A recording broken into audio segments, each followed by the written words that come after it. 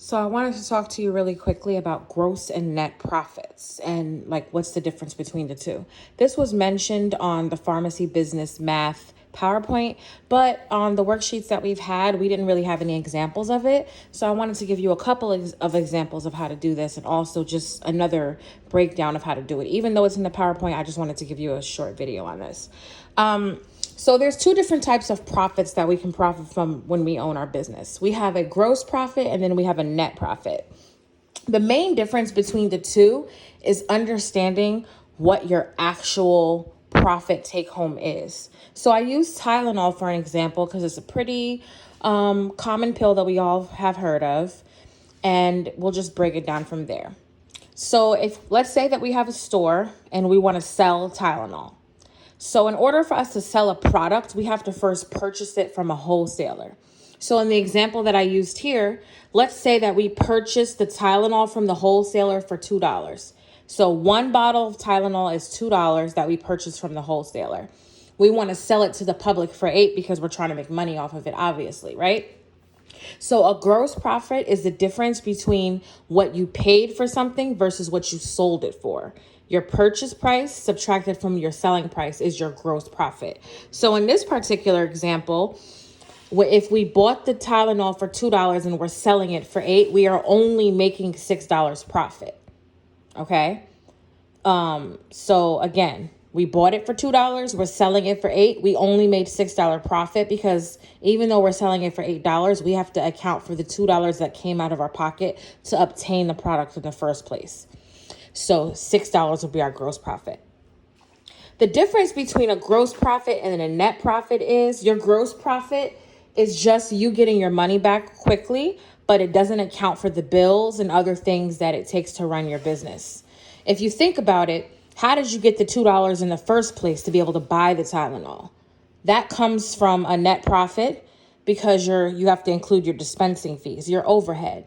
We heavily discussed overhead. Overhead is the bills it takes to run your business. It's the lights, the rent, the supplies, the inventory. All of those things are included in a dispensing fee, as discussed in the PowerPoint that I sent you on Monday. So the selling price, again, we sold it for $8. We bought it for $2. A dispensing fee varies. The price varies. A dispensing fee is determined by the owner of the business. A dispensing fee can be any amount. But basically how you determine a dispensing fee, again, it's not a set number, is you look at your business needs and then you basically determine how much of each product, how much percentage of each product do you need to set aside your bill money for? So let's say this is a high selling pharmacy and they're selling a large volume. Each prescription that they sell, they're going to take an additional dollar off of it to be able to add up to their bill money. So all of these dispensing fees will ultimately add up to be able to pay the rent, the salary, and the inventory for the people in the business. So your true profit is only $5. Because with this $5, you can do whatever you want. You've paid all of your bills. Because the dispensing fee, again, is broken down over the course of all the prescriptions that you sell. All businesses have this. If a person does hair, they have to account for the products that they are purchasing to be able to do your hair. They have to buy a blow dryer, they have to buy grease, they have to buy combs, etc. Each head that they do, there's a percentage that comes out of that to be able to pay their booth rent or the rent for their business or the rent for their supplies. So just because you pay somebody $20 to get a wash and set doesn't mean that that person is getting $20 in their pocket. They might only be profiting $10 out of that 20 because they still have to pay rent and pay for other supplies to continue to be able to do their hair. So the true profit comes after your bills are paid, which is, again, the difference between a gross and a net profit.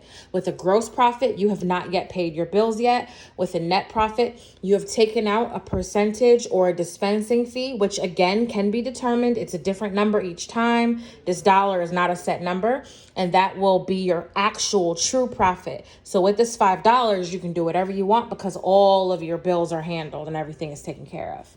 So that's just the main difference between the two.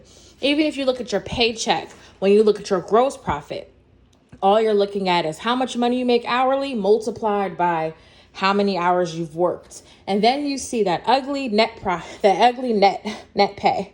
And net pay comes when they've taken everything out of your paycheck.